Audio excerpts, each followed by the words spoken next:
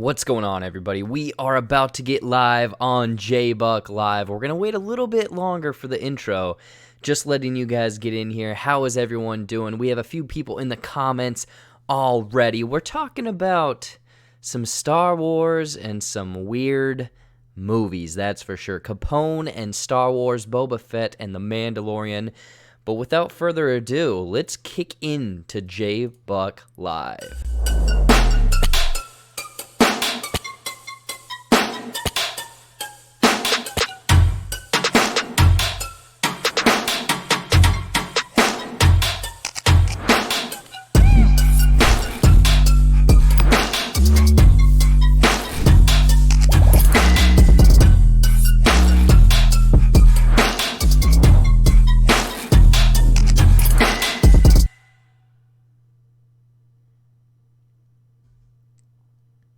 What's going on, everybody? Welcome back to JBuck Live.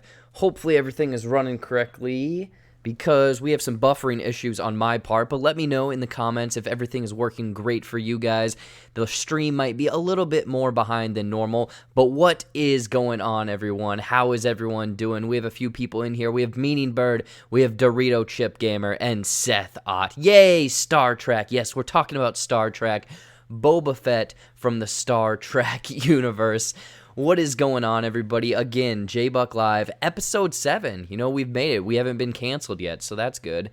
But, you know, aside from just the news and the rundown of things that we're going to be going through, obviously the Quickies, the Boba Fett news, along with a lot of other characters in the Star Wars, or in the Mandalorian Season 2 coming up, the Capone movie review, and a few other things that I kind of added to the show.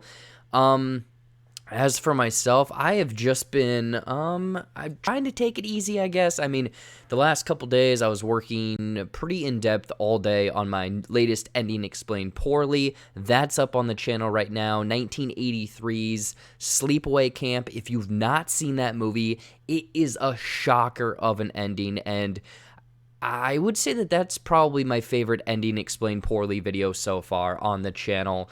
Aside from that, though, I've been trying to watch a lot more movies this week that I haven't watched prior. Try not to do rewatches, but if it's like 11 o'clock at night and I know I'm not going to finish the movie, I'll throw something on. Like the other night I watched Mortal Kombat. That's goofy and that's weird. That's pure 90s nostalgia for sure. Yeah, Colin, what's going on? What's going on, Colin? Capone, yeah, we're going to be getting into the Capone movie review and movie in a little bit. Don't worry about that.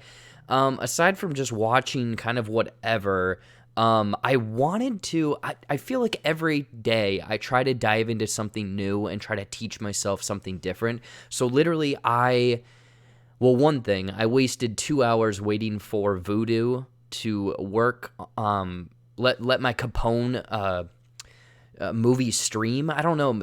For some reason, the app on the PlayStation 4 must have been screwy and whatnot, and I had to wait like 2 hours for it to actually load. So that was frustrating. So there goes 2 hours of my day. But then I tried to. I'm gonna get into something a little bit later. And I wanted to do an opening graphic for it to kind of make it, you know, professional. And I wasted like 4 hours on that because I put it all together. It took about 4 hours to render, and then I looked at it and it didn't do it. Essentially, it was a corrupted file. So maybe next week or later tonight I can work on that. But yeah, just trying to put new things together, get the news together. We have quite a few news items, actually a lot of trailers tonight, but aside from that, yeah, just kind of the normal grind. Watched that movie today, Capone, the Ending Explained Poorly. I think there's a couple more Netflix movies this week, and I'm kind of right on the edge of, should I rent Scoob on Friday or should I not? I'm kind of curious what the masses are going to do for Scoob. I don't know. Let me know in the chat if you guys are looking forward to Scoob and you're going to be renting it this Friday. Because is it a rental or a buy? Because isn't it like $20? That might be a little too much out of my price range. Again, we will see. We'll see how that goes and everything. But that's what I've been doing. That's what has been going on. A few things coming up, and I'll talk about it later in the show. The Patreon episode of Movies and Nonsense that'll drop tomorrow or Thursday. So if you're a Patreon member, stay tuned for that. That's a fun episode. But if you're not a Patreon member, jump over there to Patreon, search JBuck Studios, and help support me. Doing some weird stuff over there. I'll say that the Patreon podcasts are a little bit more off the rails, but I don't know what's really been going on. Hey Jennifer, what's going on? Yeah, Cody, Debbie does Dallas for your 11 o'clock for my 11 o'clock time slot. Yeah, I feel like I'd make it a good 30 seconds into that film, and then I would be done with it. But yeah, I guess that is sort of what I've been up to. Streaming a little bit more. I don't know if some of you guys were around last week and heard this story, but I tried to stream Star Wars, and I realized that this piece that I bought for the computer wasn't strong enough. So I ordered a part, my brother helped put it together, and if and when I want to stream video games, it'll be great. I'm working on overlays. Again, it's not going to be like scheduled things. If I'm just bored, I'm going to turn on video games, play some Donkey Kong Country, some Mega Man X, I don't know, some retro Super Nintendo games, and go from there. But I guess that is it. Without further ado, we can get right into the Quickies news. I might have to stretch out some of this show because, again, I ran out of time, and I had like 2 sketches planned, and I just didn't have enough time to film them and or edit them. So I don't know. I guess you'll have to tune in next week for that. But without further ado, let's get right into the Quickies.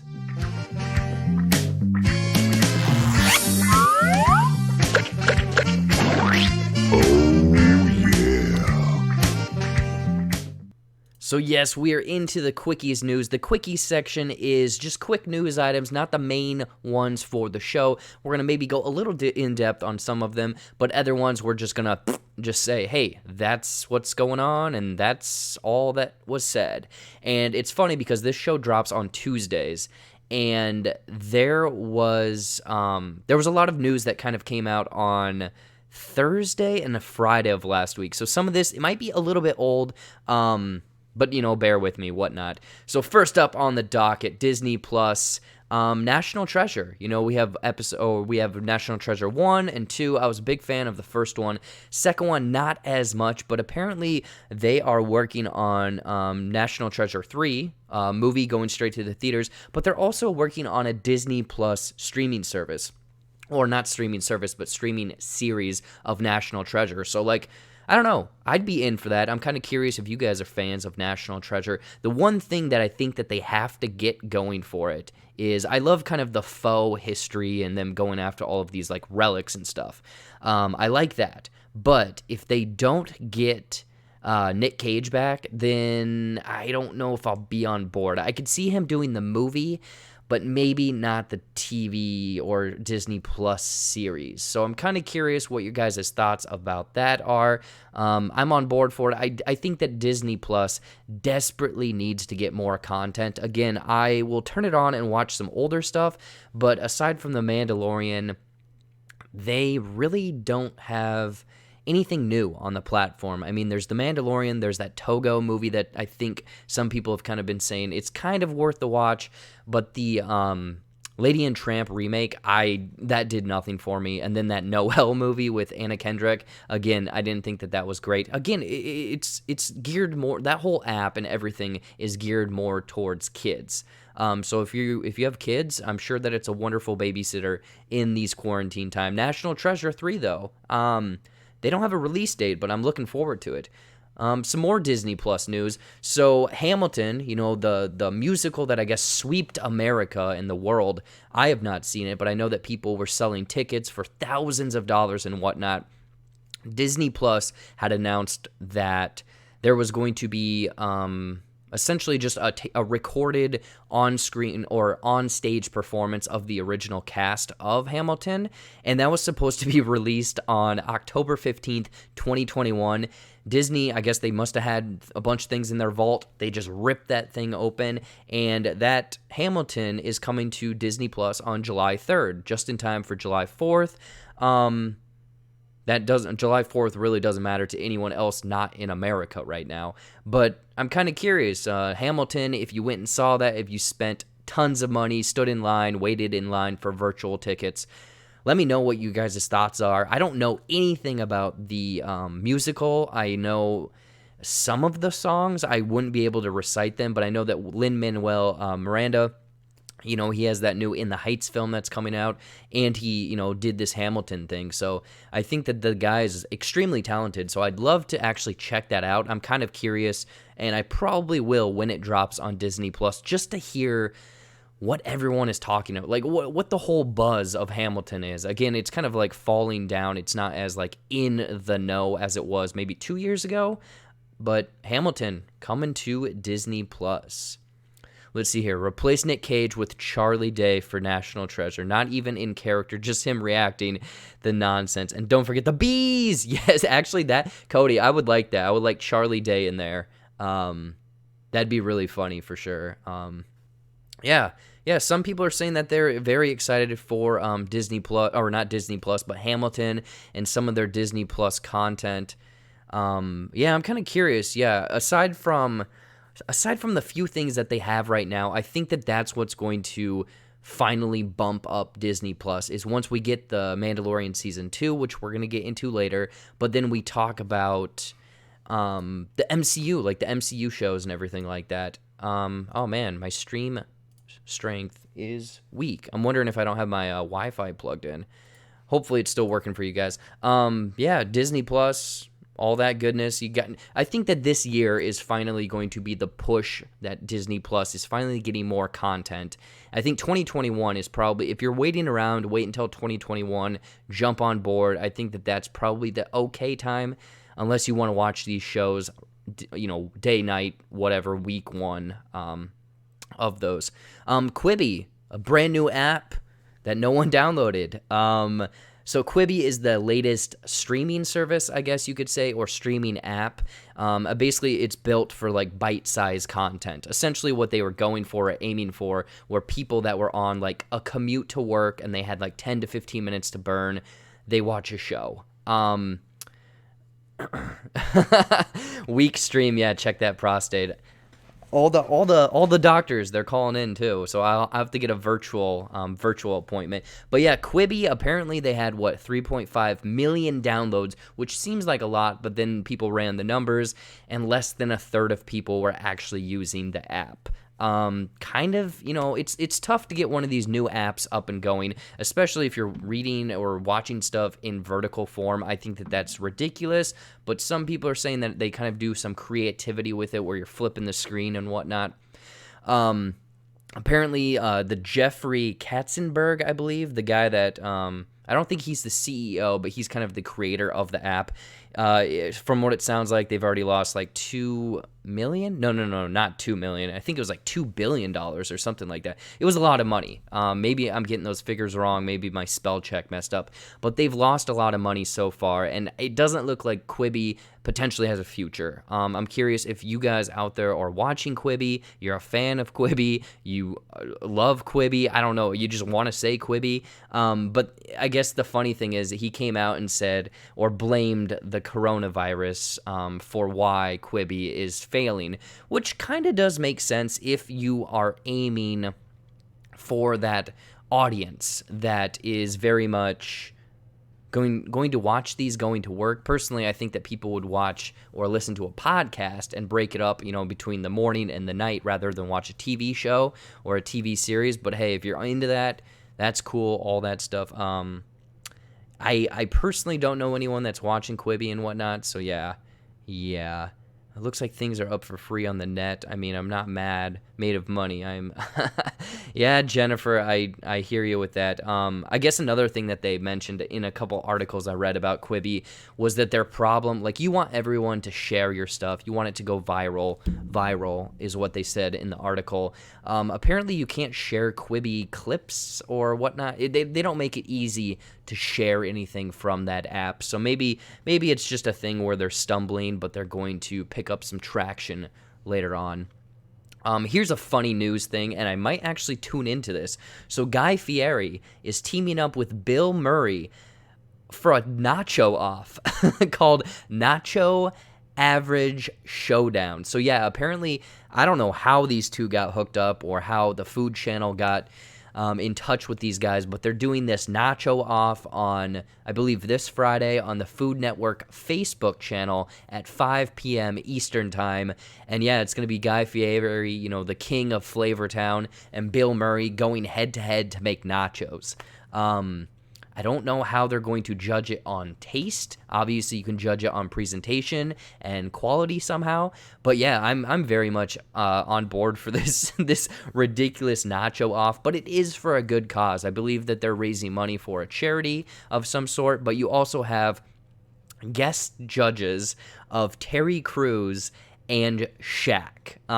So if you love nachos, you love any of those guys' personalities, I would tune in to the nacho off.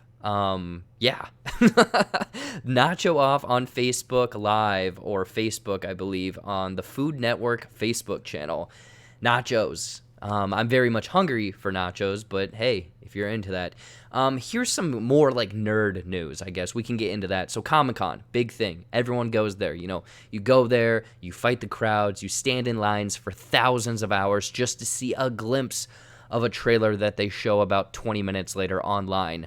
It was canceled. It was canceled, obviously. I know some people that were really looking forward to going to it. There were some people that, actually, I think a group of people were going that I know and potentially had an extra place. So I could have gone to Comic-Con this year, but it didn't work. Obviously, they canceled it. So it came out with a trailer a couple days ago that apparently they're doing Comic-Con at home, which is awesome. I think that that's actually really cool that they're doing this. And they released like a very almost like cryptic short trailer. It's like 18 seconds long, and they're like, no lines, you can bring your pets, you know, you don't have to worry about dude sweat and getting sick and all that stuff. And then it says more to come. So I'm kind of curious on what Comic-Con from home is going to be, and how many of these studios are going to be in on it, you know, kind of market their stuff on this Comic-Con from home type thing. Some people have kind of mentioned or hinted at the first trailer for maybe some of these MCU series like Falcon Winter Soldier. The first trailer for that could potentially be on this Comic-Con from home. But I'm curious what you guys are thinking about this Comic-Con from home, if they're going to have the same kind of plethora of trailers and content and behind the scenes and announcements, or do you think some of these studios are going to shy away from that and potentially do their own thing, or just wait to throw out trailers when they normally do? This is the first time it's happened in 50 years, I believe, and obviously in the last, 10 years, sort of since the MCU got started, Comic-Con was a big place for these announcements. You know, the MCU Marvel ones are always super packed with them kind of laying out the slate of the MCU coming forward. So I don't know. I hope to hear more news coming out of this in the next, couple months, because it happens in July, I believe. I'm on board. I mean, if they have a whole day of press conferences or trailers, I am tuning in for that. Let's see what you guys in the chat say. Yeah, Skull Queen, dude sweat. Oh, yeah, I'm there for the dude sweat. Actually, back to the other story. Guy Fieri is actually amazing. He's been raising money for all sorts of causes. I bet those nachos are going to be shredded cheddar all over the chips in the microwave. Yeah, hey, man. Nachos are nachos, and especially if they all stick together. Everyone, sounds like a few people, Jennifer, Skull Queen, and Cody, you guys are all sort of looking forward to this Comic-Con from home type thing. Yeah, I think that the fact that all of these different events are going virtual is very nice, and I think that it's kind of almost telling of how potentially you could sell online tickets for people for a discounted rate and make money. Like, it's almost a thing that it's nice because it's letting everyone kind of test things out. And I think that, people need a little bit of like entertainment in their life. They still want normacy. So I think that the Comic-Con bringing it to home might be awesome. It might be really cool. Yeah, I very much want a bunch of teaser trailers because I'm trying to think what they would potentially drop. Maybe a teaser or last trailer just to get people excited for Black Widow. Another trailer for Wonder Woman. I don't know, maybe a first look at Eternals. It's really interesting to kind of see since all of these movies, they push back their release date. So I'm kind of curious about what is going to happen there. Okay, I was gonna make this. I was gonna make a graphic because we have a butt ton of trailers, and I was gonna do like Trailer Park and whatnot. I just didn't have enough time to make it. So yeah, we have like 4 trailers. I'm just gonna kind of quickly go over them. Let's call it Trailer Park section, Trailer Talk. I don't know. We'll call it something like that. The first trailer for, I believe, Season 2 of The Twilight Zone. I haven't personally watched The Twilight Zone, but I know that Jordan Peele is kind of involved with it. It's very much kind of more creepy. I always watched the old black and white ones with my grandparents. Those scared me, but looking back at those now, they're childish, I guess. But this new season, again, it's on CBS All Access, so it's a little bit difficult for some people to essentially get access to, even though it's all access. Season 2, it looked like it was kind of cool with a bunch of kind of a few different episodes here or there, kind of dealing with what looked like almost like an Antarctic kind of like hole and ice and stuff like that, and then a town where everyone's kind of being controlled by things. I mean, if you're a horror fan, kind of anything like that, you're looking for a show just to hold over your time, I think The Twilight Zone might be your pick. It's Season 2. I know that I watched one of the episodes from Season 1, and I really liked it, but I just didn't have either access or time to jump over and watch that other one. But yeah, first trailer for Season 2. I don't know if anyone in the chat is a fan of that, has watched that. Let me know. The first trailer for The King of Staten Island from Universal. So this is coming out in June 12th. It's Judd Apatow. He is, I believe, he wrote, oh my gosh, I cannot talk. He's kind of a producer. It's coming from him, and it stars Pete Davidson, and it's kind of like a faux, not documentary, but biopic of his life because his dad did die on 9/11, and it's kind of touching on those certain aspects. Again, this film was supposed to be shown at South by Southwest. I was very much looking forward to it, but but the trailer, it was fun. I don't know. Have you guys seen it? Let me know in the chat if you guys have seen the first trailer for Staten Island or The King of Staten Island. It looked funny. It has great comedy. It has Pete Davidson, Linda Cardellini, Bill Burr, Steve Buscemi, and I was honestly caught off guard because I was watching the trailer, I was kind of laughing, having a good time, and the last half of the trailer, I mean, this is like 45 seconds of the, second half, I like got teary-eyed, I got emotional, so I don't know what the deal is, the mindset I'm in, or the sounds, or the emotional beats in the trailer, but yeah, this looks like a very good movie, coming again on VOD June 12th, I'm on board for it, it looks great. Pete Davidson, to my own opinion, he's kind of hit or miss. I liked him in his latest one on Hulu. I can't think of the name of it right now, but yeah, looking forward to that for sure. Two more trailers, and these ones are kind of ridiculous ones. We had one called Becky, and this one's coming straight to VOD on June 5th, I believe, and this is the premise. Kevin James plays a Nazi and is trying to get a key from a family, but the girl from the or teenage girl apparently is hiding with the key or running away from him, almost in this Home Alone-esque type story. Kevin James is a skinhead with a swastika on the back of his head. Like, this movie is redonkulous. It's called Becky. Again, June 5th. Jump over and check out the trailer. It looks weird. I mean, it's kind of a throwaway movie, I would say, but I'm kind of looking forward to it because it looks like just goofy fun, essentially, Home Alone style, but it's very, like, gruesome. It's very, like, gritty, I would say. let's see what some people are saying. I'm willing to bet for about an hour, and then the Napper, 90 minutes, and that's Apatow formula. Yeah. That makes sense.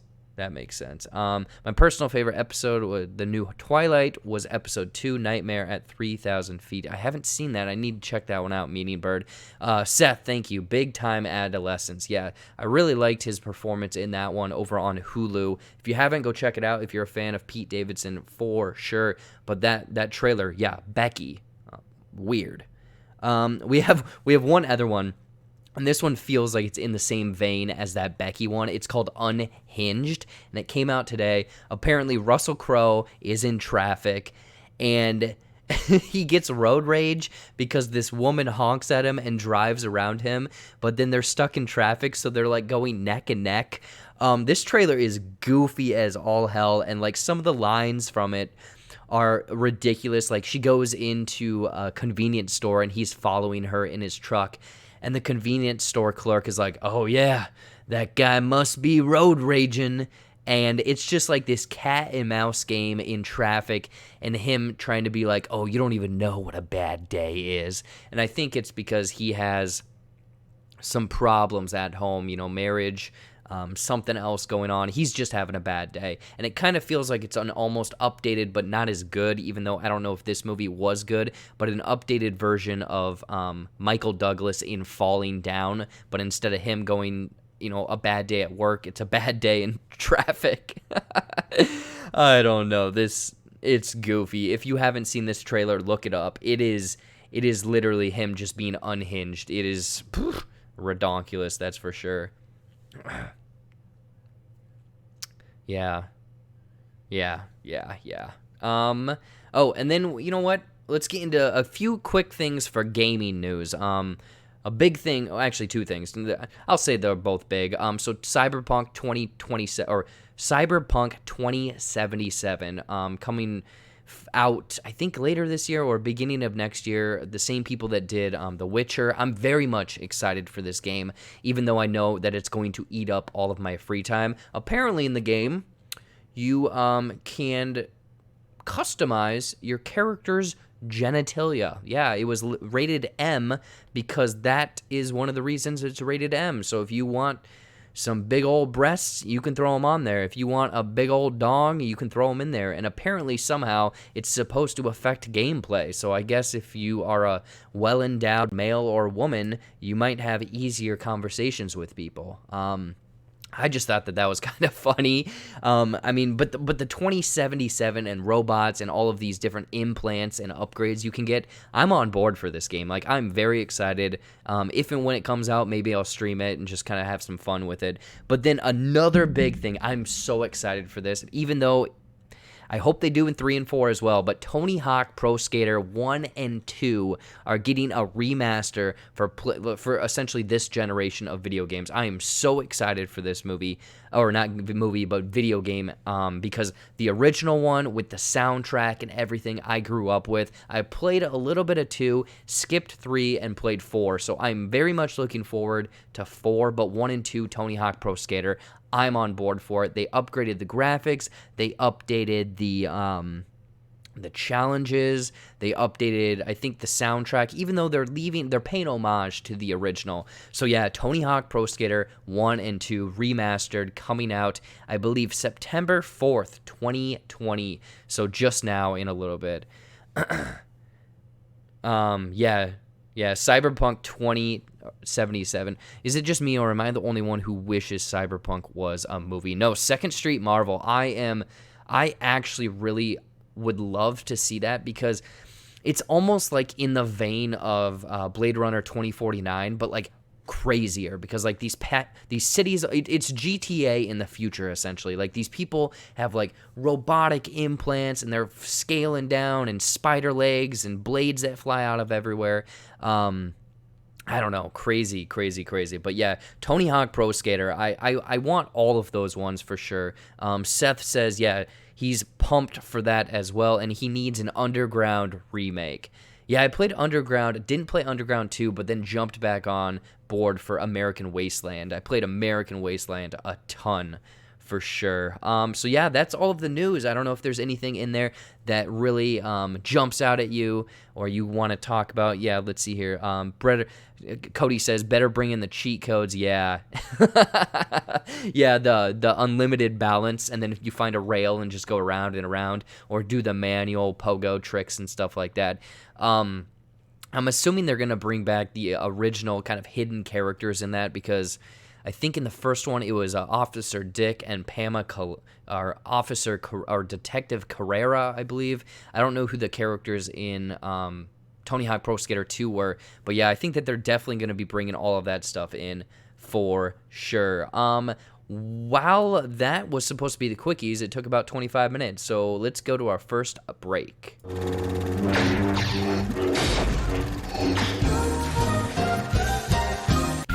Can you guess the movie poster?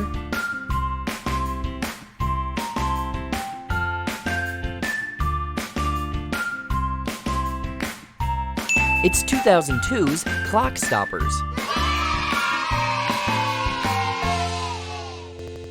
Are you looking for a meaningful relationship? Hi, I'm Nathan. I'm Kelly. Hey, I'm Todd. Hi, y'all. I'm Bobby Joe. Right now, if you text DATE to 696969, Honest Match will give you 7 days free. I like feet.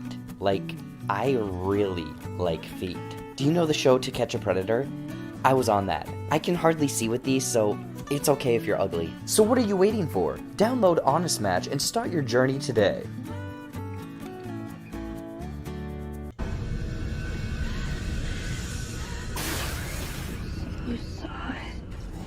So sit back and relax as we explain this 2002 horror film, The Ring. Oh, to do some more investigating, only to scare a horse half to death. Actually, it was more full to death because it jumped off the ferry and was eaten up by the propellers. The fire hose is still attached. Take a look.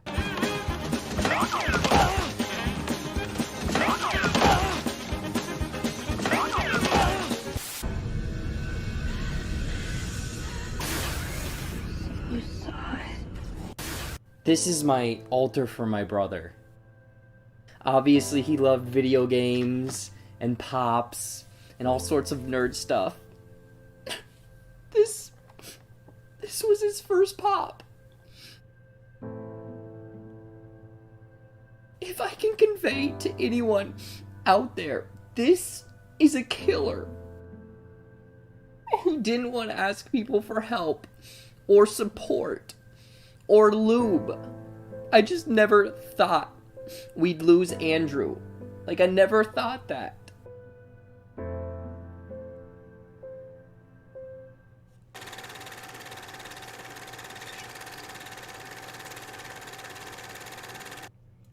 Alright guys, we are back after the break. Hopefully next week we can get some more sponsors in here and have a couple different commercials coming up, so stay tuned for that. Hopefully that comes next week. But let's get into our first thing. Boba Fett in The Mandalorian, number dos, season 2. Let me switch this up quick if I got this right.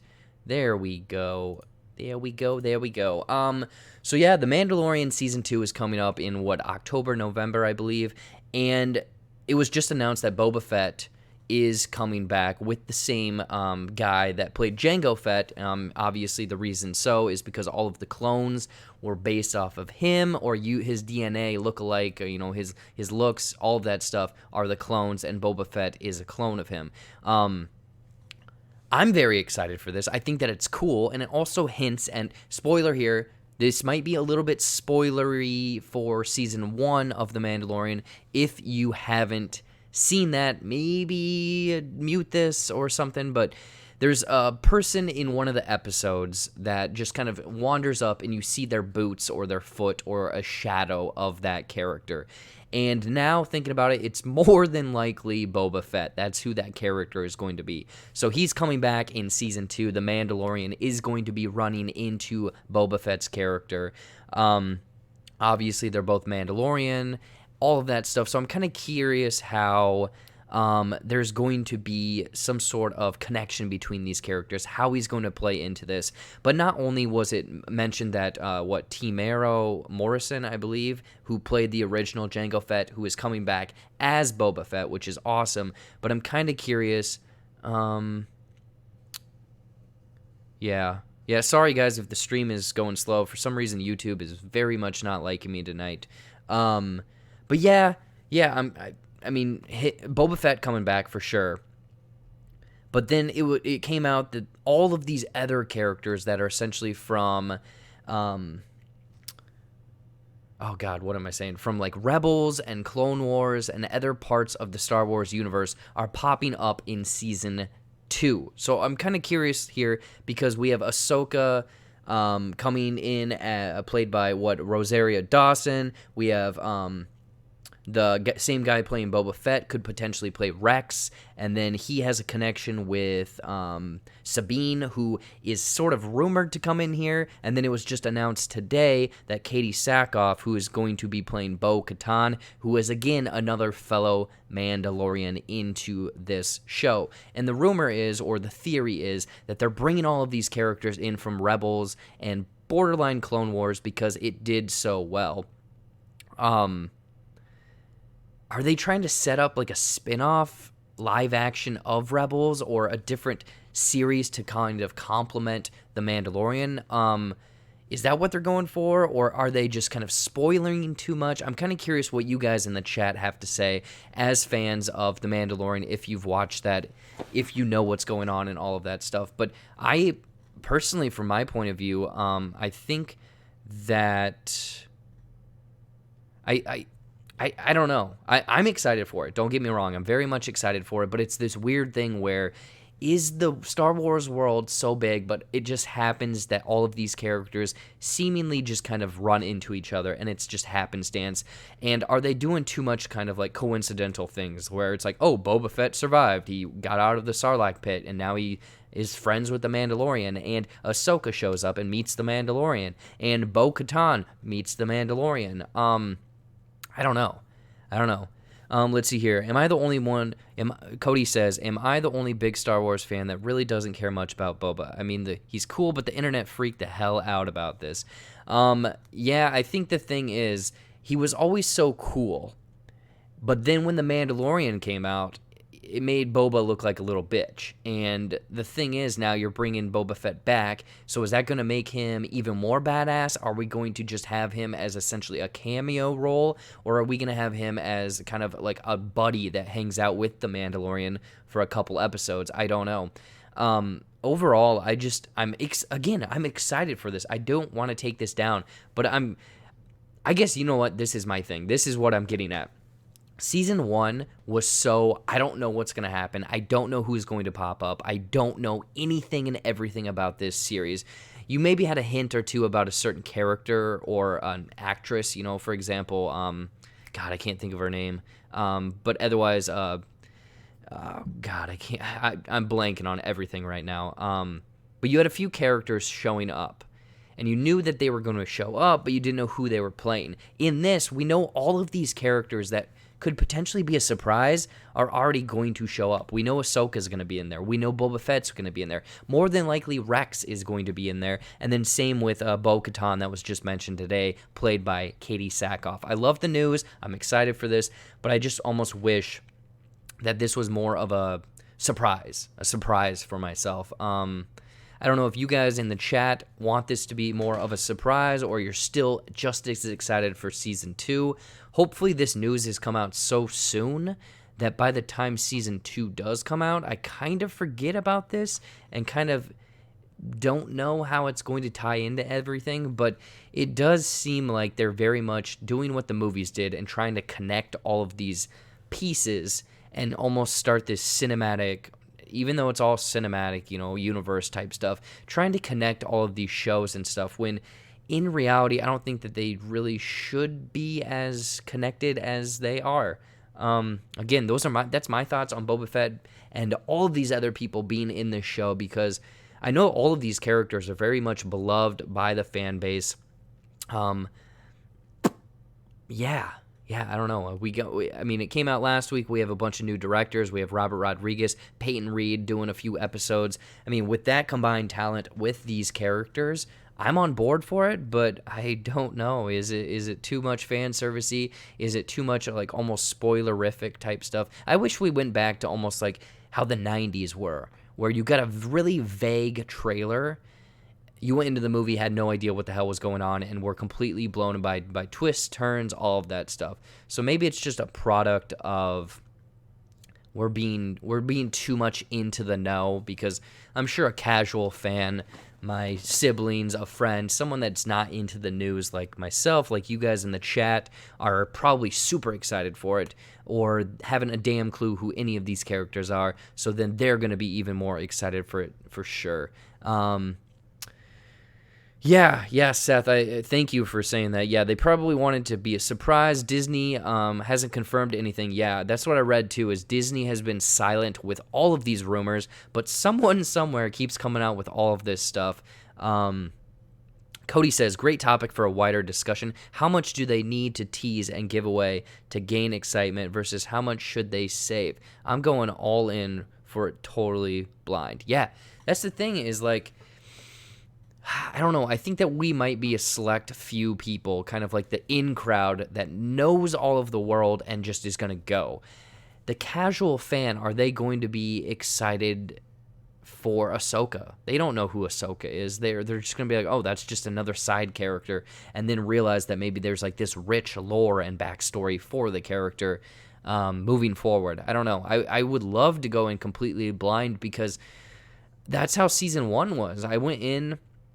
I wouldn't say completely blind. I went in knowing maybe 10% of what's going to happen and who's going to be in the show.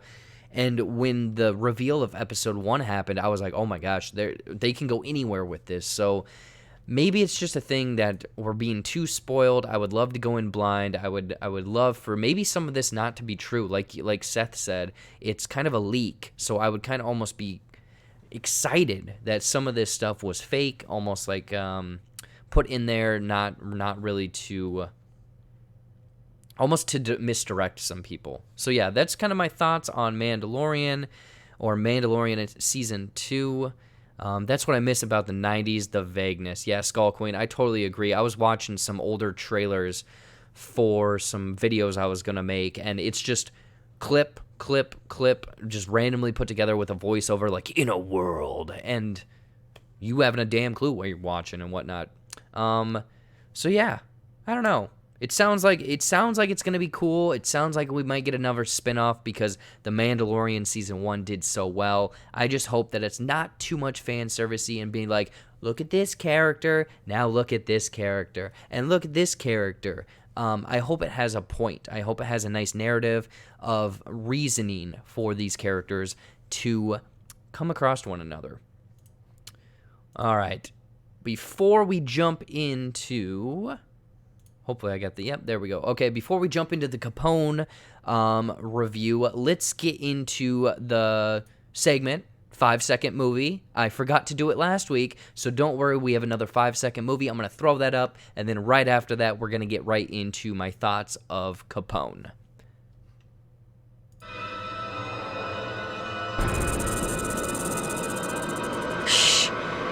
You guys hear that? I have had it with these snakes on this plane.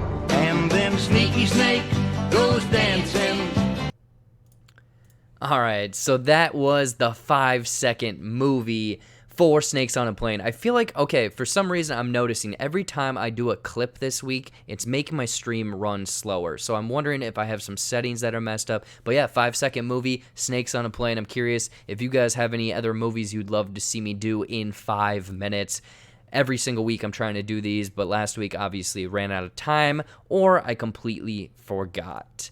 But now, without further ado, let's get into my review of Capone. Let's see here. So Capone, coming out, following the gangster Al Capone, Alfonso. They were switching up the name, all that stuff. Tom Hardy is in this. Josh Trank directed it, wrote it, all of that stuff. Yeah, So this film, I don't know, it felt like it kind of came out of nowhere. I think it was going to get theatrical released. It went straight to VOD. I checked it out today. Yeah, hold on. I'm reading some chat here. Yeah, Seth says, yeah, they kept the Baby Yoda tight-lipped. Yeah, absolutely, for sure. And then, yeah, YouTube cannot handle Sam Jackson. He's very much lagging. But as for Capone, yes, Tom Hardy plays Al Capone, and it's not really the Al Capone like you think of, the gangster and everything like that. So apparently he was sent to prison for tax evasion. You get this in the kind of the opening bits of the film, and this is the last year of his life living in Florida with essentially just massive brain damage. I believe it's from like neurosyphilis or something. Like basically this guy is just a husk, casually making his way through life. He is very much just not there. Tom Hardy does a lot of grunting, a lot of almost zombie, like, blah, blah, and he has a cigar in his mouth the whole time. If you're going to watch this movie, I would very much recommend you turn the subtitles on, because when I watched this film for probably the first 5 minutes, I hadn't a damn clue what Tom Hardy was trying to say, what the characters in general were trying to say to him. And that's maybe one of the negatives here is Tom Hardy is, I would say, a pretty good actor. And in this role, I think that he does a fairly good job of what he's asked. But what the creative decisions they did for the character seem a little bit off, seem a little bit weird. Like he is, again, very much just kind of going through the motions in this film, grunting, doing weird things, essentially just pissing and shitting himself every couple minutes. And I understand that's probably how the real Capone dealt with his last year of life. And the thing is, there's also this dynamic, not just the Capone character and his wife dealing with him. Speaking of his wife, May, who is played by Linda Cardellini, I love kind of what they did with her character because they made her tough. You see this because someone says, are you sure we don't need someone in the house to essentially kind of help you deal with Al? And she's like, no, I can take care of him. And then she like slaps him a few times. So you can see that she is very much portrayed as a tough character, which I really liked in this film. But then getting through the rest of the story, like it's this guy that is very much falling apart. His wife is taking care of him, cleaning up literally his shit, and then you have the authorities still trying to get him on something or find money or find something that is hidden from him. So that's kind of the setup of the film. But the way that Josh Trank takes certain scenes and certain aspects of this film, is he harder to understand than Bane or no? Yes, I would say that he actually is more difficult to understand in this film because he's mumbling a lot and he has a goddamn cigar in his mouth. So if you're going to watch this movie, flip on the subtitles. I'm sorry, but it's going to help you in the long run. But as for the story or what Josh Trank did with this film, you can see that what he did in Chronicle, he very much kind of like took a little bit of influences from that and very much like things like, let's see here, let's see what I wrote down. There's hints of A Beautiful Mind mixed with Shutter Island, mixed with almost a vibe of A Cure for Wellness. There is a lot going on in this movie because it's not essentially just flashbacks to his quote-unquote glory days, but it's more of kind of flashes to what he remembers, what he kind of portrays, because his mind is falling apart. So it's this weird thing of these people are trying to get his money, trying to figure out what's going on, but he is completely not there. Like, are these people really there? Are these people really not? Are the things he's reliving actually happening, or did they happen, or is he making this up in his mind? Is he somehow making these kind of like trying to make up for bad things that he did? It's almost confusing at times. I know that, you know, some people might be a fan of Al Capone. They might be a fan of Tom Hardy. They might be a fan of Josh Trank. But all of these pieces kind of fall into this mishmash of a movie because it's like, are we chronicling the last year of his life? Are we dealing with his relationship with his family? Are we dealing with his relationship with mental illness? Are we dealing with the relationship with him versus the feds and everything like that. So it's this weird kind of dynamic, and it doesn't feel like it has a clear through line. Believe me, it gets absolutely crazy. Like I said, there's some scenes that feel haunting, like absolutely haunting, and feel like they should be in a horror film or almost a thriller. Like I said, the Shining, you can see that there's one or two scenes that have almost direct references or inspiration coming from The Shining. So if you want almost those like little bits, they're in there. They're very much in the film. But if you want kind of a coherent film where you get great performances and something that is going to be memorable, it's not necessarily this. Believe me, it does get weird. It goes into those weird places. It is a little bit fun at times. There is this one scene, and I think that is probably the best part in the film because I was laughing, is Al Capone is in a robe, wearing a diaper, with a carrot instead of a cigar, shooting a gold-plated Tommy gun. All of that is essentially just a Mad Libs that I made up, but that is in the movie. So I'm kind of curious too how accurate this is to how his last year actually played out. I think that it had something that could have been great, but unfortunately it's kind of, and I don't want to play down other VOD movies, but it does feel like VOD is the place for this film. I didn't really think through a score of how I should score this film, because again, I didn't really think it through. I wanted to do more of a kind of a talk piece, see what you guys were talking about and whatnot. Some people in the chat are thinking that, I don't know. In the chat, yeah, before I kind of, go on to the next thing, let me know in chat if you're very much kind of looking forward to this. If you're going to check this out, if it's worth checking out. I think that it's kind of on the line. I know that for me, it didn't really do it. I'd probably give it a middle-of-the-road review, but I know that some people are loving the weird way that Josh Trank went with this film. Let's see here. Yes, Cody says, sounds like an expensive cautionary tale about the dangers of undiagnosed syphilis. To get tested, people. Yes, that's what it is. This is just one almost 2-hour PSA to wear condoms and get tested. Go out there and get tested, people. But I don't know. It has those hints. Like every time his mind essentially drifts and it goes into these weird things. That's, I think, was the best part of the movie, but it didn't really play in with the rest of the film because it's kind of almost being serious, taking this character in light of, the horrible things that he did and, how he was such a notable name. But then it almost like plays fun of it or puts it in a light heart, if that makes sense. That's Capone.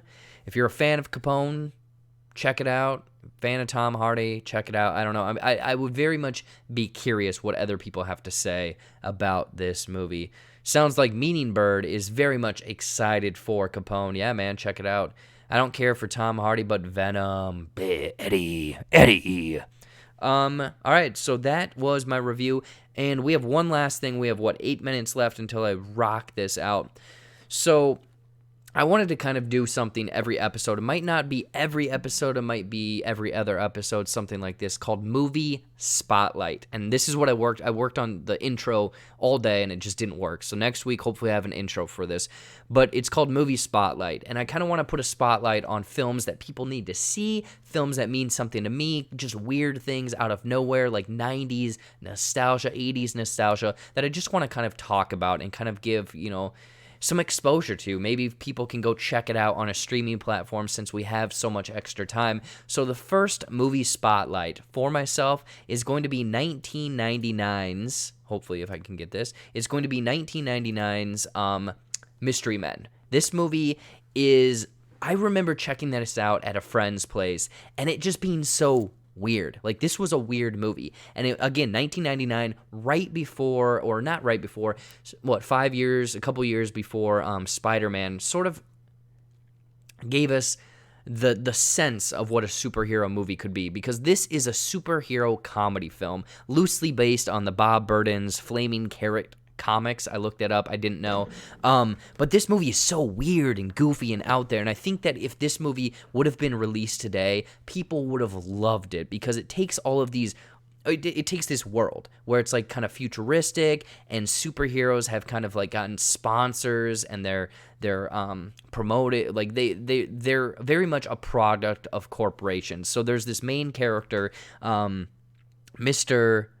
Oh God, where'd I go? I think it's Captain Amazing. Yeah, Captain Amazing is the main character, and he's kind of like, he's like the Superman of this world, and he's very much sponsored by all of these different things, and corporations and products and everything like that. But he doesn't have anyone to go against. He doesn't have a supervillain. So he goes and they let the supervillain Casanova Frankenstein out of prison. But then they're supposed to go, the cliched villain versus superhero, and it completely falls apart. And then a ragtag group of people get together because, again, this is a world where superpowers are prevalent, but everyone wants to be a superhero, and you get these weird characters played by Hank Azaria, Eddie Izzard, Ben Stiller, William H. Macy, Paul Rubens, Kel from Kenan and Kel, and Janine Garofalo, I believe. I'm probably pronouncing that incorrectly. Also, you get cameos from Dane Cook and a few other people in this movie.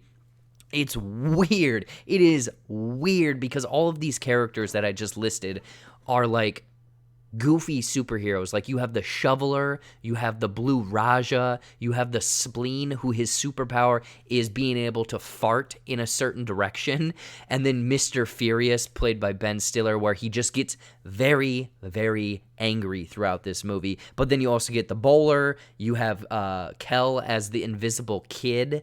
I don't know, this movie I feel like just hit me at the right time. I think I was like 10, 11 when I watched it at a friend's place, and it was so weird. But not only are the superheroes weird, you get like a group of like the supervillains, and it's not like you're, like street thugs or the Yakuza or something like that. It's kind of themed like that, but you get people that are like the Disco Boys, where they're like all dressed up in 70s disco, and they're like, disco never died, it's coming back. Or you get the oh God, I lost it. Where is it?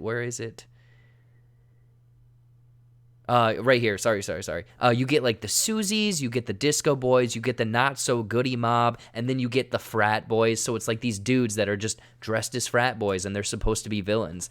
Man, I don't know. This movie just was so weird and goofy and hit me at the right time in my life. Ben Stiller is creepy, weird. It's so weird is the only way I can explain it. I mean, it had everything that a young me was watching, especially like the Paul Rubens character that was the Spleen, just like farting all the time, and I absolutely ate it up because I am a little kid at heart.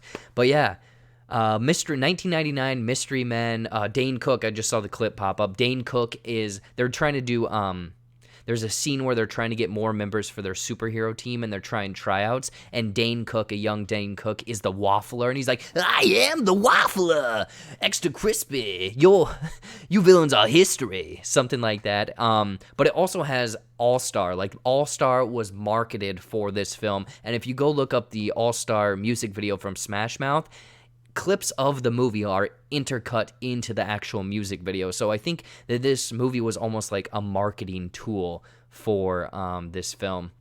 Yeah, it's weird, it's funny, it's a comedy. Let's see what some of you guys in the chat are saying in here. Yeah, Jennifer's like, oh my gosh, yes, and then Cody's like, Reebok and stickers on his suit. I gotta see this. Yeah, it's weird. I don't know where. I think it might be on Netflix right now. I'm not entirely sure.